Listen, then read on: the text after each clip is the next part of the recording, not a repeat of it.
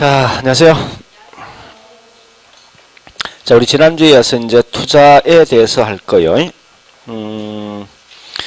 자, 우리 지난주에 했더니 크게 이제 4개 테마 있어요. 제일 먼저 지렛대 효과, 투자 위험, 그다음 세 번째 수익률과 가치, 그다음 네 번째 최선의 투자자를 선택할 수 있는 말 그대로 포트폴리오 있죠. 요 4개 했습니다. 자, 일단 이번 시간 할 것은 뭔가 우리 강의 노트 보니까 38페이지 화폐에 대한 시간 가치. 자, 일단 중요한 건 화폐 시장 가치 이 말입니다. 기본 내용 이제 이런 거죠. 현재 있는 10억과 1년 후에 있는 10억은 화폐 가치 같을 것인가 라고 묻는 거예요. 분명히 이건 가격에 대한 차이가 있겠죠. 그죠? 그러면 이와 같이 가격에 대한 차이가 있는 걸 어떻게 조정해 줄 것인가 이런 걸 묻는 거예요. 자, 일단 그러면 우리 거기 있는 현재 강의 노트 보니까 제일 먼저 제목을 먼저 봐보겠습니다. 예, 38페이지 미래 가치를 구해주는 방식, 그게 세 가지 방식이 있죠. 그죠? 있는데 그거 지금 보니 첫 번째 일시불, 현가계수, 내가계수, 연금의 내가계수, 그 다음 뭐 있습니까? 감채금 있어요. 거꾸로 보니까 현재 가치를 구해주는 방식, 그게 세 가지 방식이 있죠. 일시불 현가와 연금의 현가와 저당상수 이런 크게 3개 있는데, 자, 이걸 어떻게 시험 내는가 하면 가장 기본은 우리 저기 뭐 있습니까? 문제 1번 가볼게요. 문제 1번.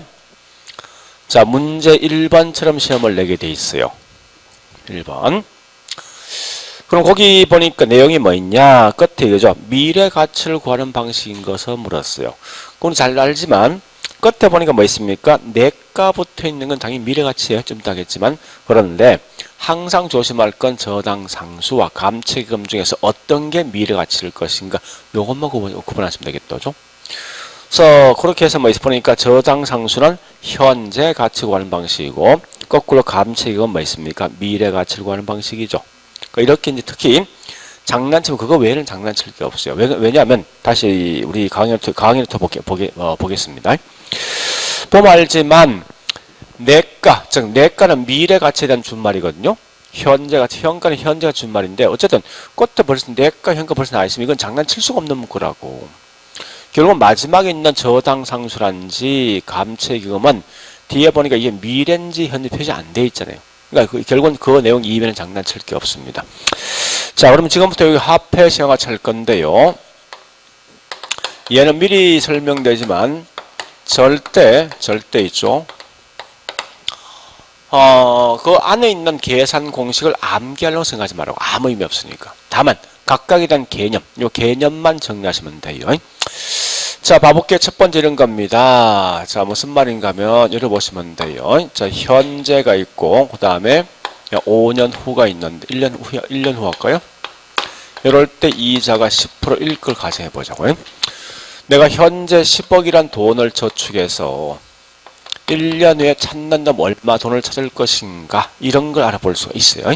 물론 현재 보니까 현재 10억을 투자해서 이자가 10%면 1년에 11억 가치가 있겠죠. 뭐 그렇게 계산할 수 있는데 어쨌든 궁극적 목적은 미래에 있는 값을 파악할 목적이죠.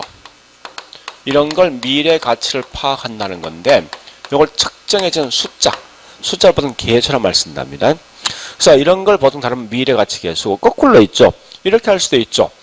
1년 후에 11억이 이자가 10%일 때 현재 얼마 화폐 가치 같을 것인가 이런 것도 결국 파악할 수 있거든요. 얘에 대한 역수니까 그죠? 그래서 얘는 궁극적 목적이 현재 가치를 파악할 목적이죠. 자, 이렇게 해서 이제 가장 중요한 건 현재 가치와 미래 가치 개념이 뭔가 먼저 아셔야 돼요. 그러니까 목적이 미래에 있는 값을 파악할 목적은 미래 가치고 현재 있는 값을 파악할 목적은 현재 가치를 보시면 돼요. 근데 이게 글자가 너무 길다 보니까 좀 줄여서 쓰거든요. 현재 가치를 보통 현가라는 용어를 쓴답니다. 거꾸로 미래 가치를 보통 다른 말로 내가라는 용어를 쓰게 돼 있어요. 이제 이렇게 먼저 구분하셔야 돼요. 그런데 일단 거기 있는 내용 보니까요. 현재 가치 크게 세 가지 방식이 있죠. 그죠? 일시불 현가 계수가 있고 두 번째 뭐 있어요? 연금의 현가 계수가 있고 그 다음에 세 번째 뭐가 있습니까? 저당 상수란 게 있답니다. 자, 반대 거꾸로 미래 가치는 크게 또 세 가지 방식이 있는데 앞에 있는 제목은 현가랑 내가는 똑같답니다. 즉 무슨 말은 일시불 내가계수, 또 연금의 내가계수, 그 다음에 마지막에 있는 감채기금계수. 지금 하고 있는 감채기금은 회계학에서 상한기금 쓰는데요. 자 보세요. 이 두 개는 결국 뭐예요? 똑같은 글자 아닙니까? 그죠? 같은데 목적이 마지막 알고자 하는 목적이 현재면 현가고 미래면 내가라고. 그래서 이렇게 보는데 이제 중요한 것은요. 각각에 대한 개념만 좀 개념만 정리하시는데, 자 이런 건 제가 항상 강조하지만 나중에 좀 더 문제 풀겠는데 이 표를 만들어서 모든 걸 파악하시라고요. 이게 좀 중요하니까. 무슨 말인가면 현재 있는 10억을 갖다 저축했을 때 5년에 찾는 얼마 될 것인가, 이렇게 미래에 있는 값을 파악하는데 딱 한 번의 금액이 그대로 이동한다고 이게 일시불입니다. 거꾸로 5년 후에 있는 10억이 현재 얼마 화폐가치 같을 것인가 파악할 목적인데, 얘도 결국 뭐 있습니까? 네, 딱 한 번의 금액이 이동했지만 궁극적 목적은 현재 있는 가치를 파악하다 보니까 이건 현가 계산을 용어 쓴다. 그러니까 중요한 건 일시불 자체가 한 번에 금액이 이동된다, 이런 말 뜻이 있어요. 그런 개념 아시면 돼요. 자, 두 번째 연금이란 것은 우리 이제 이 직장 퇴임을 한 분들은 보니까 뭐 있습니까? 매년마다 연금 받는 거죠. 근데 연금 받는 금액이 사실 매년 똑같거든요, 일반적으로. 그래서 그런 이제 개념인데 얘는 뭐냐 이런 겁니다. 만약에 5년 동안에 내가 은행에 저축했을 때 1억씩 저축한다면 5년 후에 찾고자 하는 금액이 얼마 될 것인가, 이런 걸 파악할 목적이 뭐냐고, 이게 연금의 내가. 그러니까 연금에는 중요한 말은 동일한 금액이 두 번 이상 들어갔을 때 무조건 연금이에요. 근데 궁극적 목적이 뭐 있습니까? 미래에 있는 금액이나 현재, 즉 총 금액을 알 목적이 연금입니다. 근데 이때 미래 가치를 파악할 목적이 연금의 내가고, 거꾸로 이래 할 수도 있죠. 어떤 사람에게 매년마다 1억씩 5년 동안 받을 수 있는 돈을 매년 받지 아니하고 현재 일시불로 몽땅 받아 얼마 될 것인가, 이런 걸 알아보니 뭐냐고, 이게 연금의 현가 계산을 넣어 쓴다고. 그러니까 중요한 말은 현가란 말과 내가가 중요한데, 자, 현가 내가 중요한데 연금이 중요한데, 연금은 항상 뭐 있습니까? 매년 금액은 알고 있는데 총 금액을 모른다, 이렇게 하시라고요.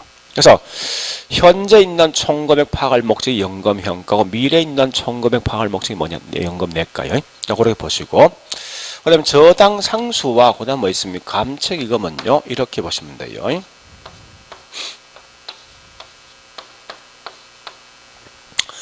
자, 우리 저당이는 은행에 저당 잡는 거죠. 즉 대출을 받는 거예요.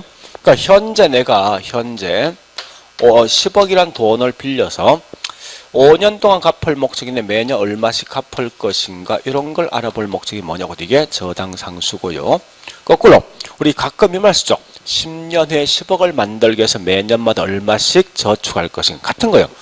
5년 후에 10억이란 돈을 만들기 위해서 매년마다 얼마씩 저축할 것인가, 이런 걸 알아볼 목적이 곧 이게 감채기금이라고 보시면 돼요. 그러니까 중요한 건 저당 상수이든 감채기금이든 총 금액은 이미 알고 있지만 매년 금액을 알지 못한다고, 이게 다른 말로 저당 또는 감채기금 되어진다 보시면 돼요. 자, 그러면 이걸 보실 때 어떻게 하는가 하면요, 크게 보셔야 돼요. 일시불은 한 번에 금액 이동된다 보시고요. 두 번째, 연금이라는 것은 매년 금액을 알고 있지만 총 금액을 알고자 하는 곧 이게 연금이고요. 밑에 있는 저당 상수들은 뭐 있습니까? 감채기금은 총 금액은 이미 알고 있는데 매기 금액을 모른다, 이렇게 하시라고. 자, 그러면 실제 어떻게 시험 나는 거, 이렇게 시험 나오거든요. 다시 해볼까요? 문제를 좀 만들어 볼게요. 자, 현재 10억을 저축해서 8년 후에 금액을 파악할 목적이다. 이렇게 하면 제일 중요한 게, 절대 공부할 때도 우리 아마 거기 과학노트 보면 어떤 각각에 대한 개념이 있을 거예요. 그 개념이 중요한 거 아니에요. 제일 중요한 건 이 그림 있죠. 이 그림들 그냥 따라가시라고, 문제 풀 때예요. 현재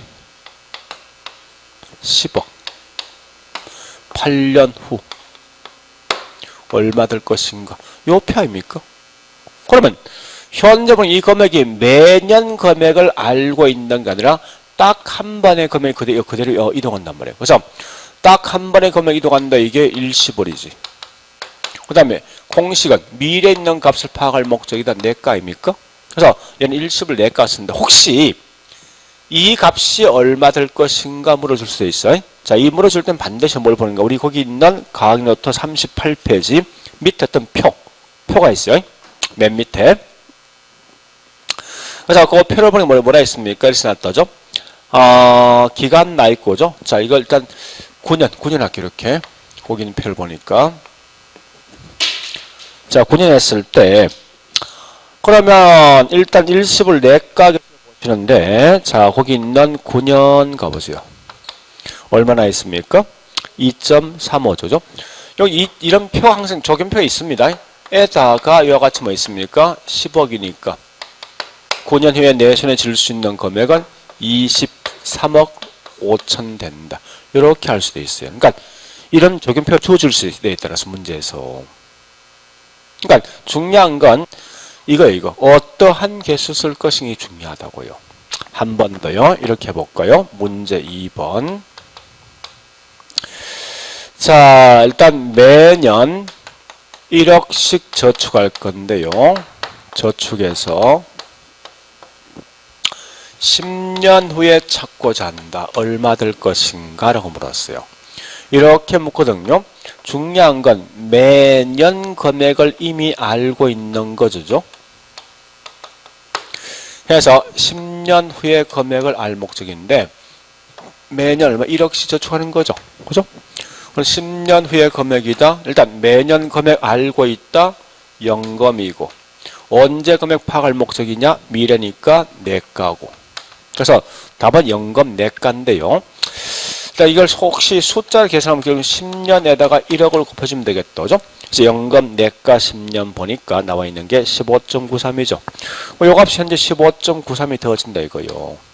에다가 1억 하면 결국은 15억 9,300이죠. 15억 9,300.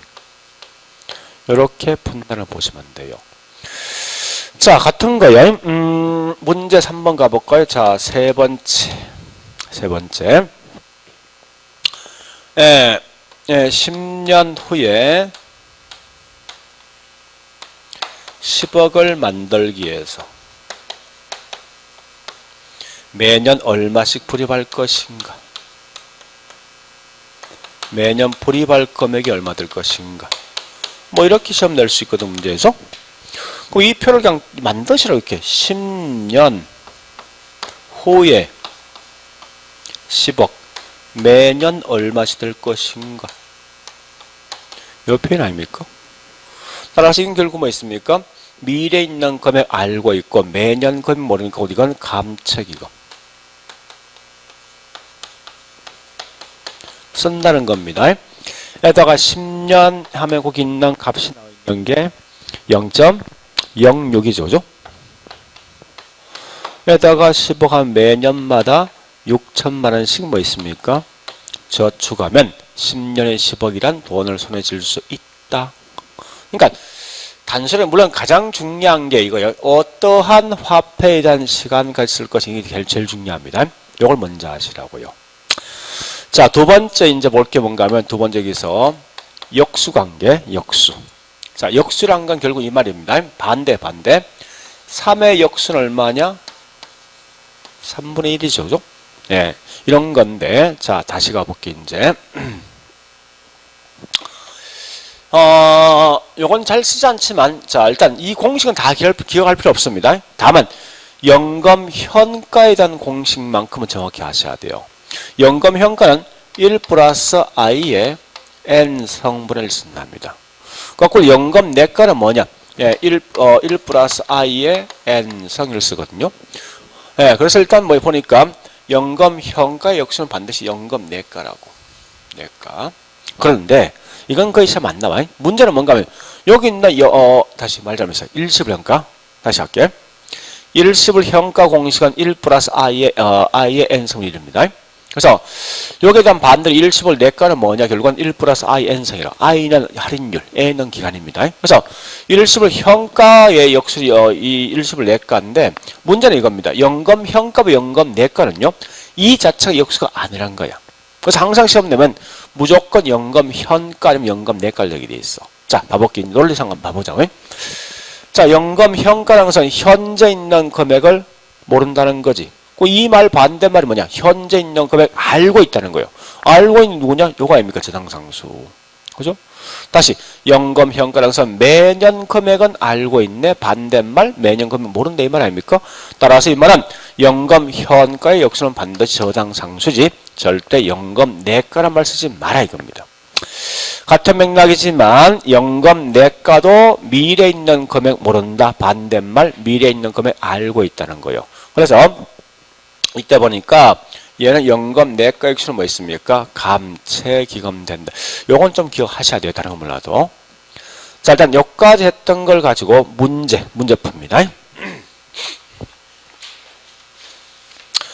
자, 문제 2번부터. 예, 2번은 참고로 이거 아셔야 돼. 여기 보세요. 우리 항상 여기 있는 총 6가지 공식이 있죠. 이건 반드시 뭐 있습니까? 금리 자체 복리에 복리. 달리금시 쓸 수가 없어요. 그러니까 이 복리가 뭔지 알죠? 이자, 이자를 대준다고. 그래서 항상 여기 있는 화폐 시장가치는 반드시 복리를 계산을 이만 하시고요. 자, 문제 3번요. 예금, 연금의 내가의 역수는 뭐라 있습니까? 감채금이죠. 자, 그 다음 문제 4번요. 이런 건 한번 문제 풀 때까지 했던 방식이 있죠? 그냥 그대로 가시면 돼요. 문제 해볼까? 4번. 자, 뭐라 했습니까? 10년 후에. 표 만들어, 이렇게. 1억이 될 거라 예상되는 걸. 그 다음 쭉 가서 현재 가치를 계산할 목적이다. 이 말 아닙니까? 그러니까 딱 한 번에 금액이 그대로 이동한다. 일시불이고. 현재 가치 파악할 목적이다. 현가. 이렇게 보시면 돼요. 자, 문제 5번요. 현재 5긴 주택을 매년 5%씩. 자, 이렇게 쭉 쓰라고 이렇게. 현재 5긴 주택이 매년 5%씩 이자가 5%인데 이 말 뜻이 이겁니다. 그래서 얘는 뭐 있습니까? 10년 후에 주택 가격 산정할 목적이다. 10년 후에. 딱 한 번의 금액이죠. 그래서 이건 뭐 있습니까? 한 번의 금액이 이게 뭐죠? 일시불이고 미래 가치 파악할 목적이죠? 내가. 이렇게 하시라고. 내가. 자, 그 다음에 거기 있는 6번, 7번, 8번은 좀 이따 하고요. 6번, 7번, 7번. 자, 7번 합니다. 매년 이런식 받게 될 연금을. 자, 7번요. 이렇게 쓰라고. 매년 이런식 받게 될 연금을. 그 다음에 N년 후에 달성될 금액이죠. 그러니까 매년 금액 알고 있다. 이게 뭐예요? 연금이고. 미래 금액이죠? 내가 개수를 쓴다. 이렇게 하시라고요. 자, 그 다음에, 8번은 좀 있다고 9번 갑니다.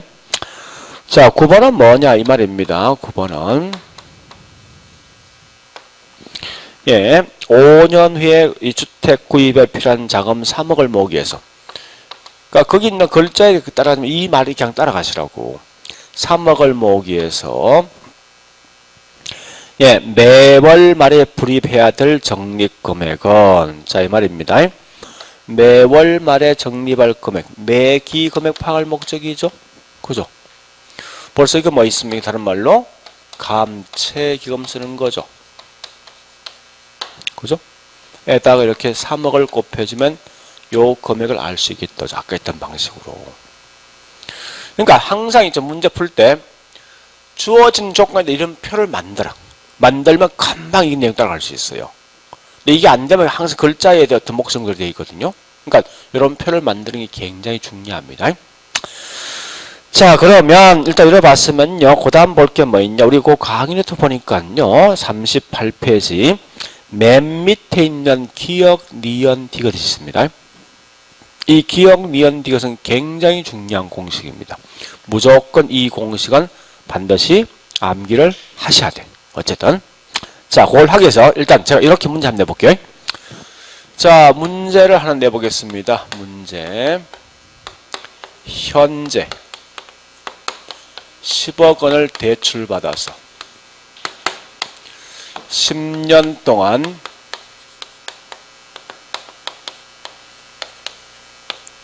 상환하고자 합니다.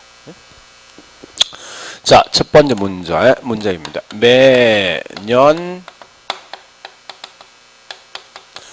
불입 상환해야 될 금액은 매년 원리금 상환액은 얼마 될 것인가? 우리 은행에 돈을 갚을 때 어떻게 합니까? 원금만 갚습니까? 이자 포함되어 있죠. 원금 이자 포함되어 있는 걸 다른 말로 원리금 상환액입니다.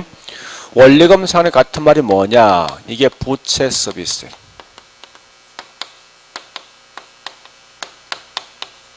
이렇습니다. 합니다. 두 번째 6년 경과된 후에, 자, 일단 그 표 6년 있죠, 그죠? 6년 경과 후에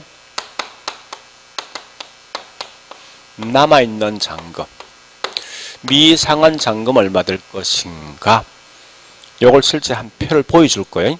그럼 밑에 있는 우리 박스 안에 있는 기억, 니은, 디귿 자동 설명된다고. 자, 갑니다. 저희 표 만들어 볼게요. 이제 이렇게 하는 거죠.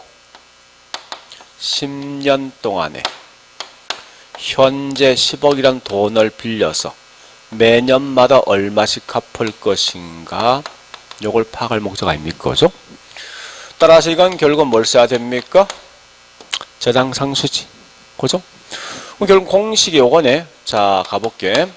매 기마다 은행에 갚을 때 원리금 상환액은 어떻게 합니까?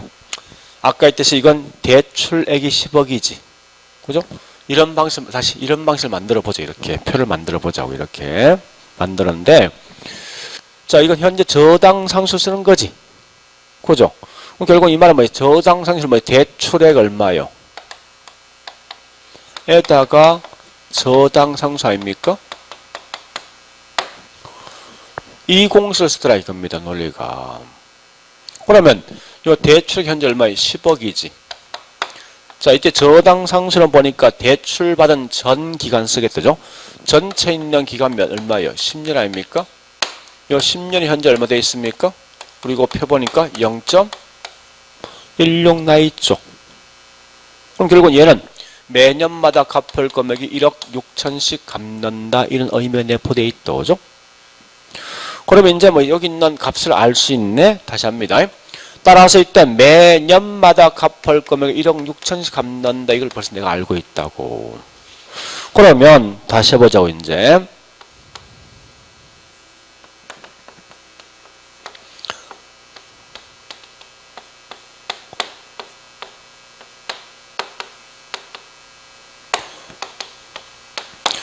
자, 매년만 내가 갚을 금액 6, 7, 8,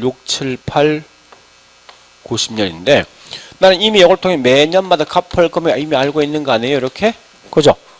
1억 6천씩 갚을 금액 이미 알고 있단 말이에요, 이게. 근데 여기서 뭐라 했습니까? 6년 경에는 현 시점에 남아있는 잔금을 얼마 될 것이 물었다고. 이 표를 다시 만들어 보자고. 자, 이런 표 아닙니까? 이미 6년 동안 갚아진 거 빼버리고 남아있는 잔금, 자, 6, 7, 8, 9, 10년 남았죠? 앞으로 갚을 금액이 매년 얼마 쓰게요? 1억 6천이죠, 이거. 그죠? 이걸 6년 경과된 현 시점에 얼마 될 것이 파악할 목적이라고. 그러면 이 말은 우리 항상 보니까 이건 남아있는 미상환 잔금은 자, 요 1억 6천은 보니까 원리금 상환액입니까? 대출액입니까? 이거 보고. 네? 대출액입니까? 원리금 매년마다 갚는 원리금 상환액이요. 원리금. 절대 이건 대출액이 아니라는 사실을 아셔야 돼요. 그래서 이 말은 자, 원리금, 즉 부채 서비스액에다가 이 방식이 뭐야? 매년 금액 알고 있는 거죠. 이거 무슨 방식? 연금. 그러니까 매년 금액 알고 있는 연금이죠. 근데 연금인데 6년 경과된 현재 있는 가격 파악할 목적이지. 그러니까 이건 당연히 연금 현가 계수를 쓰게 돼 있다고. 근데 연금 현가수익은 전체 있는 10년 써야 됩니까? 아니면 남아있는 요 4년? 예? 4년 써야 되지. 따라서 이 말에 뭐 있어? 남아있는 기간, 잔여 기간 쓴다. 이걸 아시라고, 이렇게. 그러면 이 말이 뭐예요? 현재 보니까 원리금 상환액이 실제 보니까 매년 1억 6천 아닙니까? 그죠? 이때 연금 내가, 연금 현가 4년 보니까 얼마 돼 있습니까? 3.16이요? 연금 현가? 그죠? 이렇게 하면 대충 5억 얼마 되거든요? 5억 0 얼마 될 거예요? 뭐 하여튼 되는데, 지금 이 값이 좀 중요한 거 아니야? 뭐가 중요한 거 보세요. 이 말 아닙니까? 매기 돈을 갚아야 할 때 반드시는 이 화폐 시간과 진차당 상수고, 그 다음에 이건 꼭 기억하셔야 돼. 잔금 관련돼 있는 화폐 시간 가치는 무조건 연금 현가를 써야 된다. 이 말을 꼭 기억하셔야 돼. 이게 제일 중요하니까. 이 말만 아시면 돼요. 다른 어떤 것보다도. 자, 그래서 일단 하여튼 제일 많이 묻는 뭐냐 이거야. 잔금 관련돼 있는 화폐 시간 가치는 무조건 연금 현가 써야 된다. 이건 꼭 기억하시라고요. 자, 또 한 가지 한계 공식도 있어요. 잔금 비율. 자, 이거부터 할게요. 이런 다시 대출액은요. 이미 갚았던 금액인 상환액에다가 남아있는 잔금을 더해주면 되겠다. 그죠? 무슨 말이요? 10억이란 돈을 빌렸는데 벌써 내가 4억이란 돈을 갚았어. 남아있는 금액은요? 이렇게 되거든요. 그럼 결국은 이걸 갖다 비율로 표시하면 이래 됩니다. 이런 상환 비율 플러스 뭐요? 잔금 비율 이런 공이 쓸 수가 있어요. 무슨 말이요? 현재 보니까 상환 비율 몇 프로입니까? 이거 40%지. 잔금 비율 몇 프로? 60% 아닙니까? 합치면 1 되겠지. 그죠? 그래서 그럼 결국은 이걸 통해서 뭐라 할 건가? 이걸 좀 아시라는 거예요. 자, 여기 잔금 비율은 이게 좀 중요한 거예요. 어떻게 구할 것인가? 이게 항상 시험 나거든요. 근데 앞에 설명했듯이 항상 잔금이라는 것은 무조건 화폐에 시한 것은 무조건 연금 현가, 연금 현가를 쓰게 돼 있다고. 그래서 얘는 보니까 연금 현가 분의 연금 현가 씁니다. 그래서 분모는 대출받았던 전 기간을 쓰게 돼 있고, 분자는 뭐 있습니까? 남아있는 잔여 기간을 쓰게 돼 있어, 항상. 기본 논리가. 그리고 요 식을 변형시키면 이렇게 나오고 있다죠? 예, 이 잔금비율은 1 마이너스 상환비율. 여기 넘어가면 되겠다, 그죠? 잔금비율 1 마이너스 상환비율인데, 요 공식까지 좀 기억을 하셔야 돼. 자, 꼭 기억할 거 이겁니다. 어쨌든 잔금은 전부 다 연금 현가 쓴다. 이 말 기억하셔야 돼요. 요거 두 개 꼭 기억하시고 이 말 기억하셔야 됩니다. 원리금 상환액은 반드시 뭐 있습니까? 저당 상수를 활용한다. 이렇게 하시면 돼요. 자, 그러면요. 이제 문제 좀 풀어볼까요? 예. 저기 있는 6번 문제. 6번. 예, 6번은 보니까 뭐 있습니까? 미상환 대출 잔액 잔금 관련되어 계산할 때는 반드시 연금 현가 쓴다 이 말 하시고요. 그다음 8번요. 예. 원리금 균등 분할 시 융자 금액에 대해서 월불이백 같은 말이 원리금 상환액은 이 말이에요. 원리금 상환은 반드시 저당 상수를 쓰게 돼 있죠. 그죠? 그다음에 10번은요. 10번은 잔금 비율 물었죠. 근데 거기 말해 15년간 매월 원리금 균등 상환 조건은 뭐 쭉 나 있는데 이때 5년의 융자 잔고를 계산하기 위해서 어떻게 쓸 것인가? 여기 있는 이 공식 묻는 거 아니에요? 그죠? 잔금 비율. 자, 지금 하고 있는 잔금 비율이 말입니다. 전체 기간이 얼마요? 문제 15년이지. 이때 5년 경과되었어. 그건 남아있는 기간은 10년 남아있죠. 10년 남아 결국 이 말 아닙니까? 그 밑에 관련 속에 박스가 있지. 연금 현가 15년 값이 93점 나 있죠. 연금 현가 10년이 75점 얼마나 있습니다. 요 값을 알고 있냐? 요거 묻는 거 아닙니까? 그러니까 이건 좀 논리니까 자꾸 거기 있는 답에 대한 목숨 걸지만 이 설명을 좀 들으시라고. 그게 안 되면 계속 해명이 돼 있으니까. 그래서 자, 정답은 이겁니다. 다른 거 없어요. 첫 번째 할 것은 뭔가 하면 항상 일시불은 딱 한 번의 금액이 그대로 이동한다 이거 아시고, 두 번째 연금이라는 것은 매년 금액 알고 있다 이거 아시고요. 세 번째 저당 또는 감채는 총 금액은 알고 있지만 매년 금액 모른다 이걸 좀 아셔야 돼요. 그러면서 두 번째 역수 관계에서 연금 현가 역수는 저당 상수고, 연금 내가 역수는 감채입니다. 자, 그리고 중요한 건 여기 있는 공식 있죠. 원리금, 매년마다 은행 돈을 갚을 수 있는 원리금 상환액은 저당 상수고, 잔금 관련돼 있는 화폐 가치는 연금 현가입니다. 이런 것만 기억하시면 된다고. 자, 여기까지 봤으면 이제 책에 있는 내용 좀 정리해 볼까요? 예, 책가입니다. 자, 책에는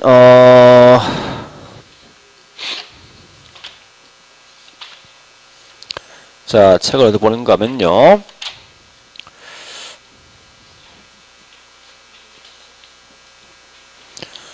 자, 277페이지요. 예, 277페이지 보니까요. 거기에 화폐 시장가치 있는데, 그 갈로 2번 보니 뭐 있으면 화폐 시장가치 적용 계수가 있죠. 있는데 굳이 그 뒤에 수식을 보지 말고 아까 했듯이 이런 표 있죠. 이런 표를 만들어서 내가 따라만 가시면 돼요. 그런 게 지금 중요하니까요. 그리고 그 표를 통해 개념을 좀 파악하시면 됩니다. 쭉 넘어가서 어디를 가는가 하면요. 예, 저기 있는 283페이지. 다른 건 보지 말고요. 양갈로 3번 가보니까 나와 있는 게 화폐 시장가치 특징이 있는데, 그 중에 갈로 1번 역수관계. 자, 역수관계 동그라미 2번, 3번이 중요하죠. 연금 현가계수 역수는 저당상수, 연금 내가계수 역수는 감채기금 된다. 이거 마시면 돼요. 자, 그리고 넘어가서 뭐 있습니까? 284페이지 보니까요. 갈로 2번 잔금비율. 자, 잔금비율 공식은 중요한 건 밑에 동그라미 3번 박스 안에 니은번 밑에 하살표. 잔금비율은 연금 현가계수분의 연금 현가다. 다음에 있다면 연금 현가의 분모는 대출받는 전 기간이고, 분자는 뭐 있습니까? 남아있는 미상한 기간. 이런 공식만 좀 봐놓으시라고. 자, 그리고 이제 이 책은 넘어가서 있죠. 287페이지요. 자, 그 내용은 뭐냐 이겁니다. 우리가 보통 투자할까 말까 했을 때 가장 관심 있는 게 이 건물의 장래 예상되는 수익이 꽤 중요하거든요. 예상되는 수익을 어떻게 산출할 것인가 하는 건데, 자, 이를 봐보자고요. 우리 지난주에 첫 시간에 했습니다. 10번 투자라는 것은 취득과 운영과 뭐 있습니까? 이런 처분 과정을 거치게 돼 있어요. 근데 이때 이 건물을 운영하면서 나온 수익도 있을 것이고, 그 반대 거꾸로 처분하면 나온 수익도 있습니다. 이때 운영을 통해서 나오는 수익을 보통 뭐라 하냐고, 이게 다른 말로 소득 이득이고, 거꾸로 처분해서 나온 수익을 뭐라 하냐고, 이게 자본 이득 아닙니까? 그럼 여기 있는 소득 이득과 자본 이득을 어떻게 산출할 것인가 계산 방식이 있는데, 어쨌든 얘는 뭐 있습니까? 영업수지 계산을 통해서 산출할 것이고, 거꾸로 자본 이득은 지분 복귀액을 통해서 뭐 있습니까? 구할 수 있는데, 중요한 건요, 영업수지 계산표에 있는 그 공식을 좀 아셔야 돼요. 그러니까 영업수지 계산 이 말이죠. 영업을 하면서 수입과 지출을 계산돼서 곧 이게 다른 영업수지 계산표입니다. 자, 그러면 여기 있는 이 공식만 반드시 기억하셔야 돼요. 즉, 이게 어디 있는가 하면요. 우리 저기 있는 기본서에 보니까 287페이지 맨 위에 이 표 있죠. 이 표를 모르면요. 진짜 머리 아픈 거예요. 적어도 이 표 관련돼 있는 문제가 매년마다 문제가 2개 이상 항상 시험 나오게 돼 있거든요. 그러니까 어쨌든 가장 중요한 건 거기 있는 표만큼 꼭 기억하셔야 됩니다. 자, 일단 한번 물어보자고요. 이 말 아닙니까? 우리 보통 순수익을 구할 때 이렇게 하는 거 아닙니까? 나오는 총 수익에다가 뭐 합니까? 비용을 빼주면 뭐 나오죠? 일반적 계산 방식 이거 아닙니까? 순수익 구할 때. 근데 자, 일단 기본 내용 정리가 있어요.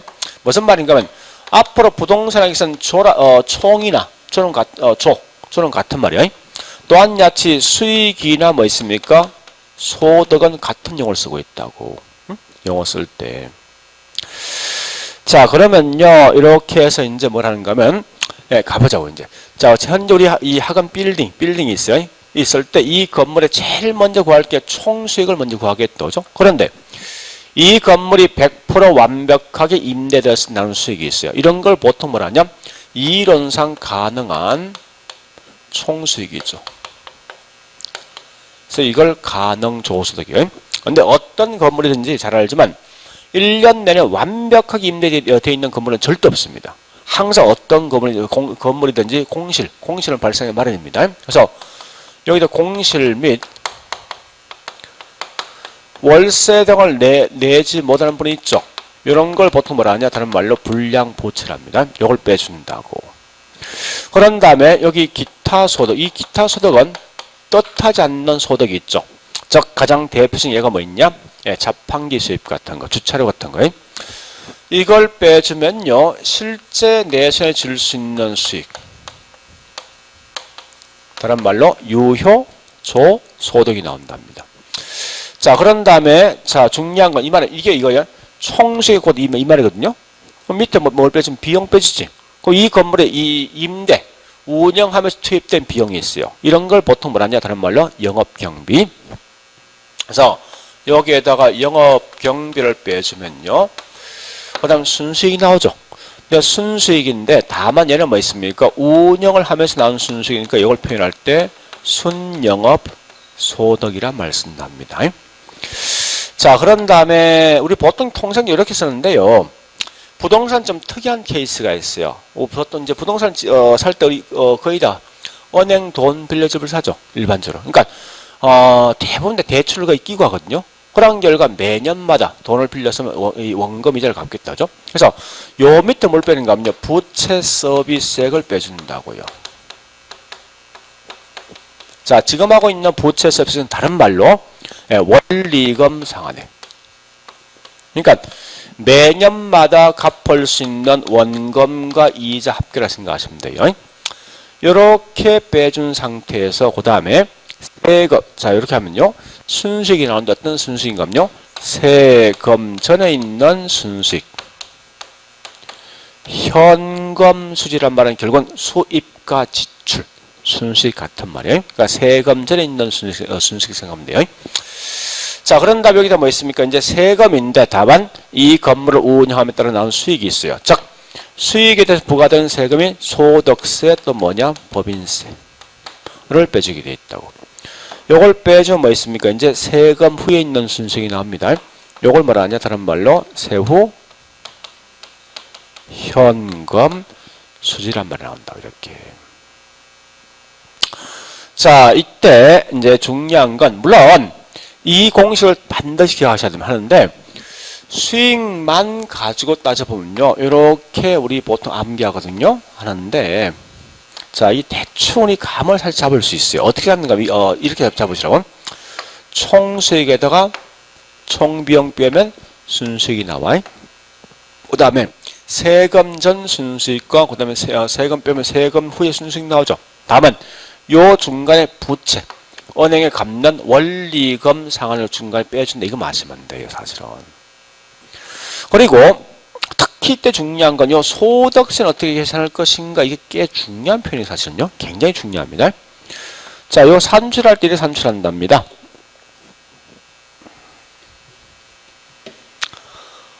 우리 보통 요 앞말만 따서 이렇게 암기하거든요.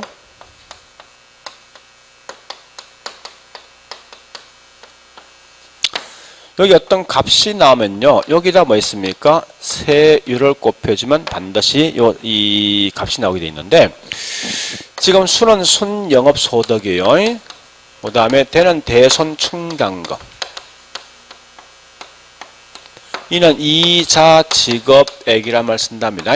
감은 감가상각비란 용어를 쓰게 돼 있어요. 그래서 이는 항상 보니까 이렇게 해서 요 두 개는 빼주게 돼 있어요. 그러니까 보통 이거 암기할 때 먹는 거 두 개는 빼준다 이 말 쓰는데, 자, 이렇게 해놓고 이제 뭘 보는가 하면 이건 문제 저기 강의 노트 보니까요. 자, 강의 노트 보겠습니다.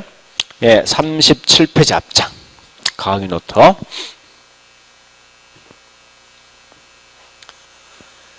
자, 거기에 맨 밑에 보니까 동그라미 1번, 2번, 3번, 4번, 5번인데 특히 그 중에 가장 중요한 건 1번, 2번, 3번은 반드시 여러분들은 기억을 해 주셔야 돼. 1번, 2번, 3번은. 자, 이 말이거든요. 여기 잠시 볼래요? 이런 거요. 자, 여기 보세요. 요 영업 경비에 포함되지 않는 게 뭐냐? 요거 묻는 문제가. 그러면 4개 이쯤이 4개라도 논리상 정리하시는데, 자, 볼래요? 이 말입니다. 현재 공실이 공실이 발생해서 여기 공실을 100만 원 빼주었거든. 근데 또다시 영업 경비에서 이 공실을 또다시 100만 원 빼준다. 이게 말 되겠습니까? 말이 안 될 거네. 이중계 쓴다니까. 그럼 결국은 이 말이네. 그게 4개는 뭐냐? 요거 하나. 요거 독립돼 있는 계정. 요거 독립된 계정. 3개 아닙니까 벌써? 이 계정은 절대 이 속에 포함될 수 없다. 이 말 아닙니까? 논리가. 그리고 이자는 결국 원리금 상환에 이 속에 포함되어 있죠. 이건 빼면 결국 감가상각 요 4개잖아요. 4개. 감가상각 보면 여기서 빼주니까. 그죠? 이렇게 기억하시라고 문제를 갖다가. 그러니까 이런 4개는 좀 독립되어 있는 계정 항목이니까 절대 이 속에 포함될 수가 없다. 이렇게 하시면 돼. 문제 풀 때. 자, 그래서 한번 가보자고요. 자, 첫 번째 보니까 공실 및 불량부채. 두 번째 뭐가 있냐 보니까 예, 저기 있는 부채 서비스액. 세 번째 조심할 건요. 요거 소득세 법인세요. 그러니까 소득세 법인세만 뭐 있으면 포함 안 되는 거예요. 네 번째 감가상각비요. 자, 이때 우리 분명히 세금 중에 있죠. 소득세 법인세만 포함 안 되는 거지.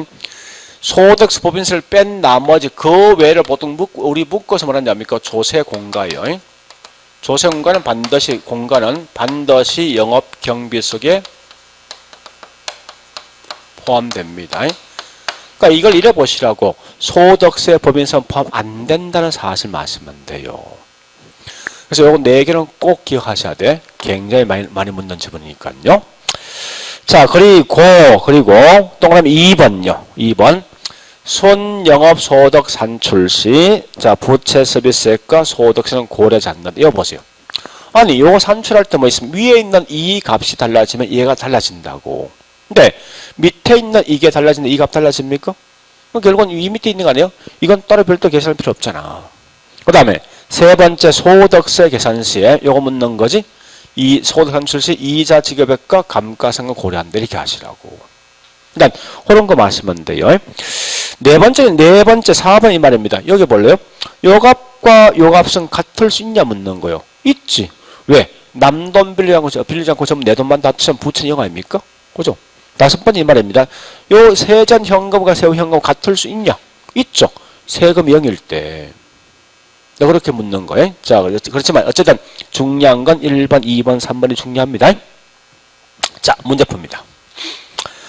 예, 문제 보니까 11번부터 11번.